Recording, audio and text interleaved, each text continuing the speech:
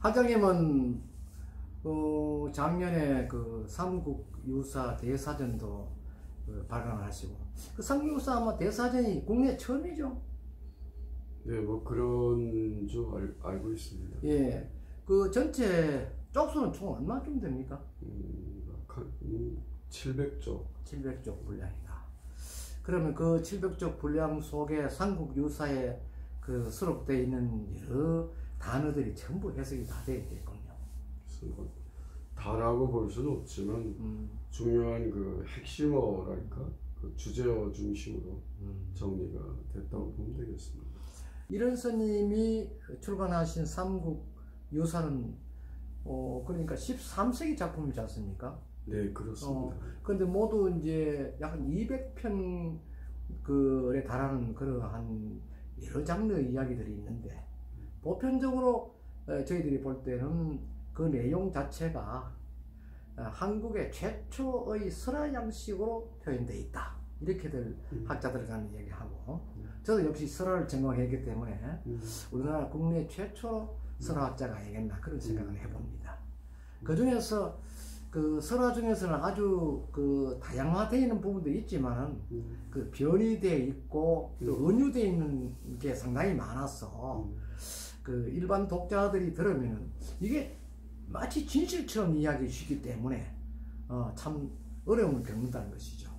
그 예를 들면 경문왕 때의 뱀과 동침했다는 이야기라든지, 사람이 뱀과 동침할 수는 없지 않습니까? 그런데 그런 이야기가 나왔다든지, 뭐 이러한 기록들은 바로 이런 스님이 표현한 그 변이된 어떤 그 실제의 이야기를 변이시켜서 그 연출한 그런 내용이라고 볼 수가 있는데, 그 중에서 그 이런 스님이 낙산사와 관계되는 세규사의 한 스님이 꿈을 꿔서 한평생의 이야기를, 자신의 삶을 경험했다 해서 조신의 꿈이라는 게 있는데, 그걸 우리 학자님께서 잠깐 소개를 간략하게 해주시죠. 원래 그 낙산사에 이제 말사 성격으로 흑유사가 네. 있었는데, 네. 거기에 이제 그 절에서 필요로 하는 이제 또 이제 그 먹거리를 이제 그 생산하는 그런 장원 성격이라고 이렇게 되어 있는데요. 그러니까 그 조신 스님을 그 낙산사에서 흑유사 장원에 이제 말하자면 관리 승려로 그렇게 아마 보냈었는데, 거기서 뭐 얼마나 이제 오래되지는 않은 것 같은데, 어느 날 그 따뜻한 봄날에 꽃 피고 이제 새우는 좋은 계절이었던 것 같습니다. 강릉태수 김은이라고 하는 분의 그 행차가 이제 그 영월에 가면은 금장강이라고 있습니다. 이제 말하면 남한강인데 그 구간을 아마 특별히 금장강이라고 불렀던 것 같은데, 그쪽 이제 벼랑 쪽으로 이렇게 이제 내려오고, 또 이제 그 세규사의 그 장원 관리 승려인 조신 스님이 이제 이렇게 또 이제 낙산사 쪽으로 가다가 이렇게 보니까 그 뭐 아주 야단스리 그 참 나팔 소리도 들리고, 그 강릉 태수 이제 행차니까 그 이제 오고 가다 보니까 이제 서로 이제 사람을 볼 거 아닙니까? 근데 거기에 이제 김태수의 그 따님이 그 옆에 이제 또 같이 가마를 타고 오다가 쉬는 참에 내려서 이제 이렇게 그 꽃을 뭐 꺾어서 좀 달라고 하니까 사람들이 잘 또 그걸 못하니까 그 벼랑 위에 그 다람쥐처럼 이제 또 조신 스님이 올라가서 꺾어주고 했는데, 서로 이제 그 눈이 맞아가지고 참 그 잊을 수가 없어. 그래가지고 뒤에 이제 조신 스님이 다시 낙산사로 이제 돌아가서 관음전에 가서 수도정진을 하는데 도저히 그 김태수의 딸을 잊을 길이 없어. 근데 아무리 뭐 날이면 날마다 달이면 날마다 해가 가고 참 여러 가지 그 세월이 흘러도 이 뭐 되질 않으니까 그 인연이 안 맺어지니까 이제 관음 그 관세음보살 이제 원망하기 시작을 했어요. 관음보살한테 네. 매달렸구만. 그 어떻게 참 이렇게 내가 정말 내가 아니 난 모든 거 다 승려 안 해도 좋고 지옥에 가도 좋으니까 그 김태수의 딸을 좀 만나서 인연을 좀 맺어 주십사. 그 아마 그 기록에는 한 2, 3년 갔다 오는 것 같아요. 그런데 그러고 있는데 뭐 이게 비몽사몽간에 보니까 그 김태수의 딸이 그 관음전 자기 있는 데로 들어와서 그게 안 그래도 내가 부모님 권에 못 이겨서 내가 다른 데로 시집을 갔지만은 도저히 내가 그 스님을 잊지 못해서 내가 이렇게 다시 왔더라고. 고향으로 가서 우리가 행복하게 삽시다. 그래가지고 이제 두 사람이 10여 년 세월 흘리면서 아이 5을 뒀는데 때마침 이렇게 너무나 이제 흉년이 들고 먹을 것도 없어. 물도 없어. 그런데 무슨 얻어먹는다는 것도 한계가 있지. 그 머슴살이 할 길이 없어요. 그래가지고 참 헤매다가 그 아들 하나가 있었는데 큰 애가 그 이제 해원령이라고 하는 강릉에서 그 이제 정선 넘어오는 지금도 그 있습니다. 해원령이 그걸 넘어오다가 병 들고 먹지 못해 쓰러져서 그 자리에서 죽었다 이 말이야. 그래가지고 그걸 이제 그 돌로 이렇게 무덤을 만들어주고 참 뭐 뒤도 돌아다 볼 겨를도 없이 내려왔는데 다시 또 이제 이 부모들이 조신과 그 조신의 처인 그 김씨 부인이 그건 또 병이 들어서 그 큰 딸이 또 뭐 동양삼아 바보들어 다녔는데 어느 집에 가니까 웬 큰 사나운 개가 물었어. 그럼 뭐 완전히 피투성이가 돼가지고 되돌아왔어. 밥은 커녕 동네 아줌마가 데려왔어.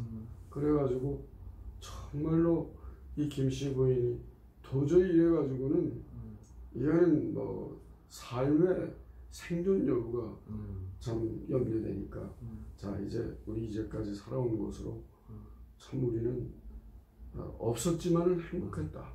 그러나 이 이상 가다가는 오히려 서로가 짐이 되고 우리는 이제 더 이상 살 가치가 없는 시점에 왔다. 헤어지자.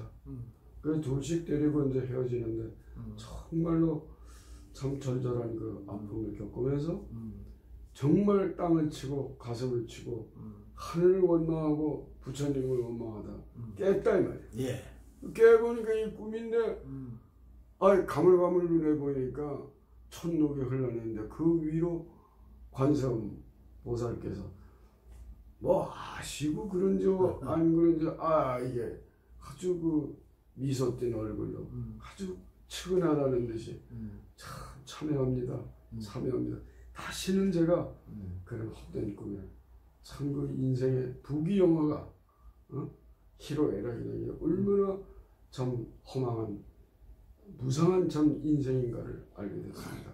그 뒤에 수도정진을 해가지고 성사반열에 오르는 그런 참 낙산 이대성 조신 정취라고 하는 부분에 나오는 그 이야기를 제가 듣고 보니까 이 삼국 유사를 집필하신 이려스님 그 자신이 큰 스님이기 때문에 상당히 불교적인 입장을 많이 강조를 하셨는데 불교에서 이제 인연이랄까 그리고 또 이제 이 사람의 한평생 하는 것은 찰나였지 않습니까? 그래서 찰나의 어떤 경험으로 인해서 그 사람이 반성을 하고 다시 이제 쉽게 불가사의에 하면 탐욕을 이제 버리고 이제 모든 것을 내려놓고 새로운 삶을 걸었다는 그런 한 교훈적인 이야기로 들려드렸는데 모두의 말씀하시는 뭐 꽃을 전해주었다 하는 것은 또 같은 동유사의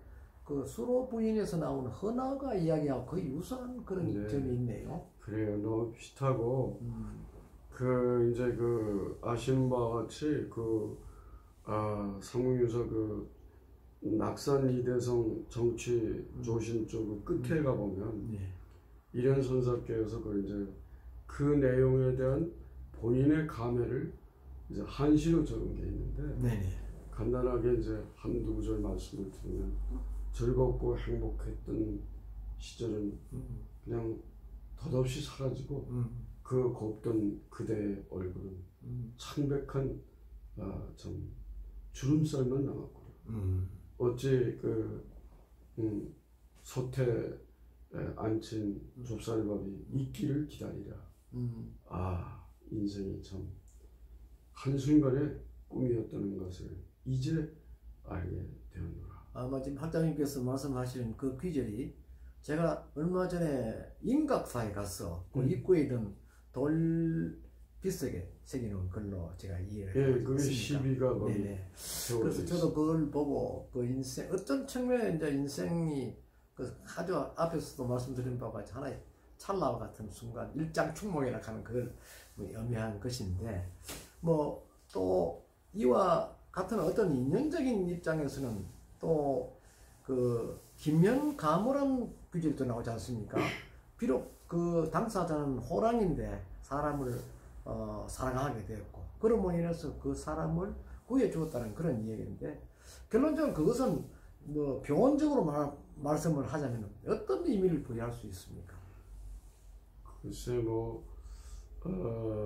이제 해석하는 사람에 따라서 다르겠지만 참 인간의 참 유해도 들지 못하는 짐승인 호랑이도 결국 어떤 약속이랄까 참 순수한 사랑을 생각해서 자기 목숨을 버리는데 하물며 참 사람이 그렇게 해서는 되지 않는다는 좀 종교적으로 보면 한번 우리가 부처님 앞에 자기 서원을 드리고 정말 선한 삶을 살겠다고 하는 약속을 했으면 그는 임금이든 서민이든 그렇게 살아야 되지 않겠는가.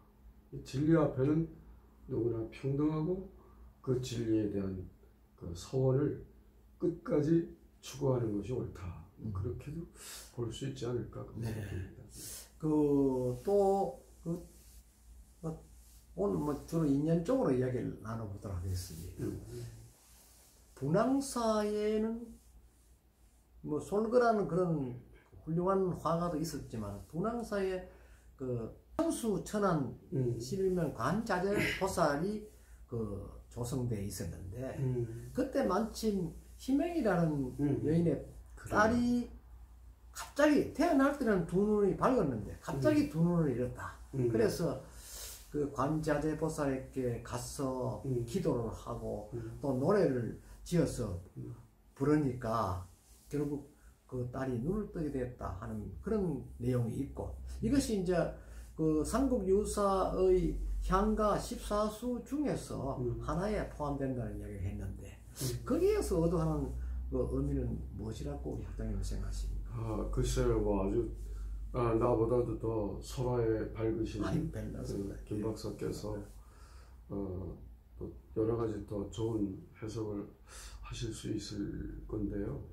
제가 보기에는 이제 그게 경도왕대로 기억이 되는데 그 분황사의 이제 서남 쪽이라고 하는데 한길이라고 하는 마을에 그 희명이라고 하는 부인이 있었던 것 같아요.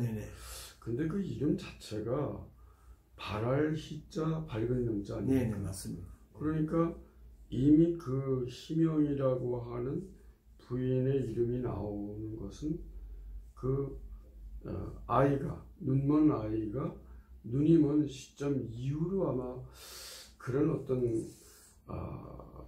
희망적인 어떤 눈을 뜨게 좀 되는 또 눈이 떴으면 좋겠다라고 하는 그런 어떤 희망을 참 이렇게 부처님께 참 그 발언을 하는 그런 의미가 아주 크다고 보겠는데 저는 그 글을 읽으면서 물론 희명이라는 그 여인을 아마 그 이런 스님이 적으면서는 눈을 뜬 그 아이를 두고 별로처럼 붙여서 거의 어머니다 하는 그런 표현이 아닌가 하는 생각을 해보았습니다.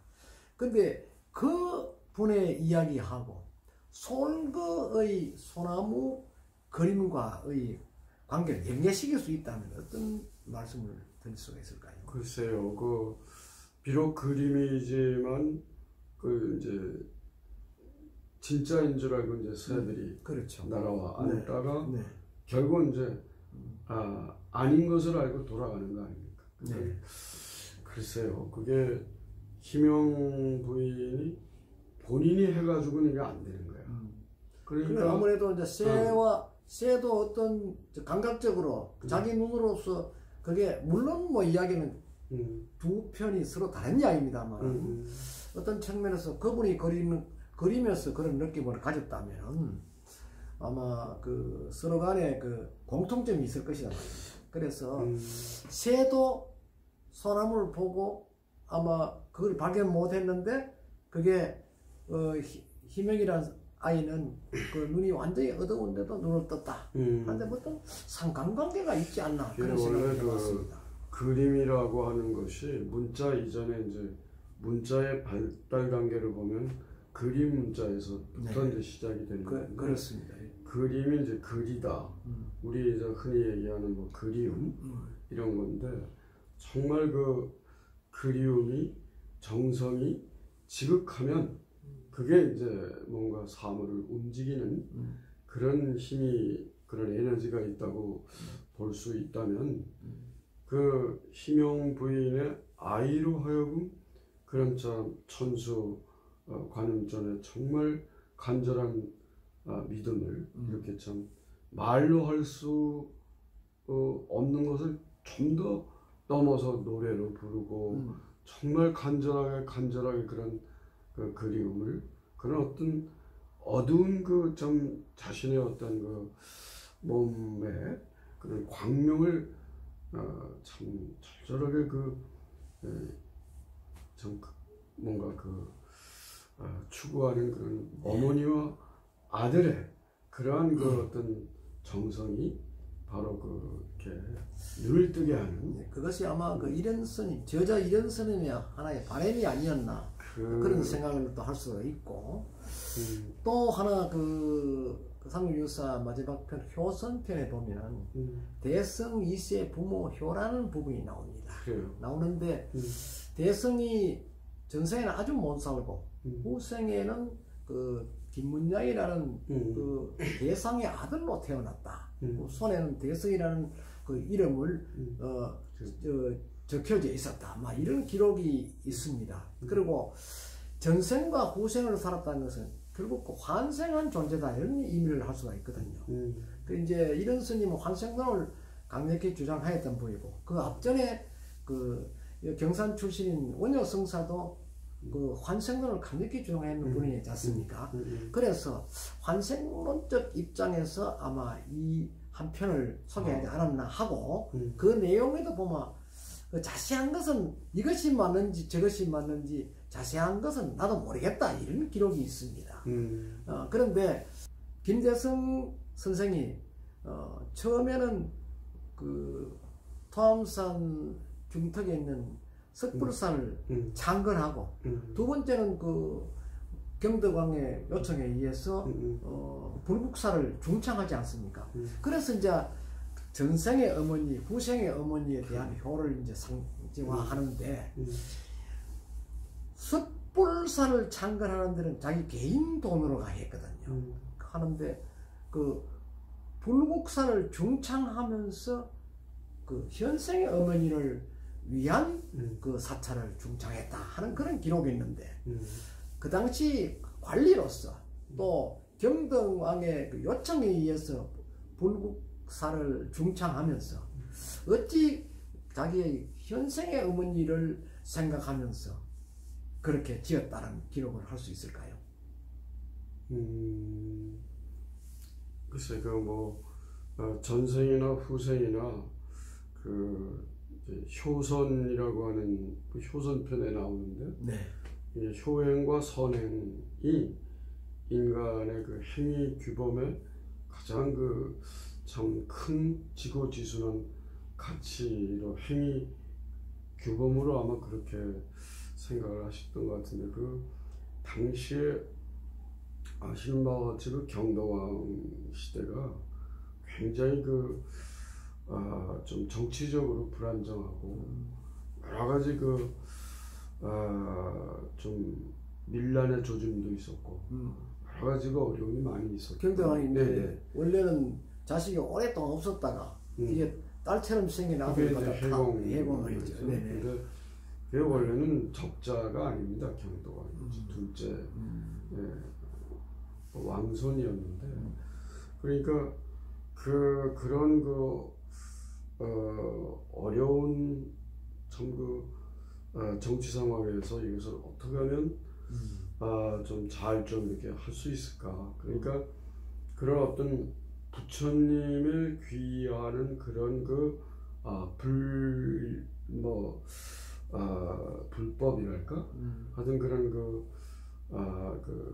하여튼 그런 어떤 보이지 않는 그런 부처님의 법력으로 이제 이게 전생과 후생에 도저히 참 현 사회에서는 일어나기가 정말 그런 어려운 그런 기적적인 일들이 이제 일어난 건데, 그러니까 그 효선편이 이제 상무선 맨 마지막 완성편이잖아요. 네네.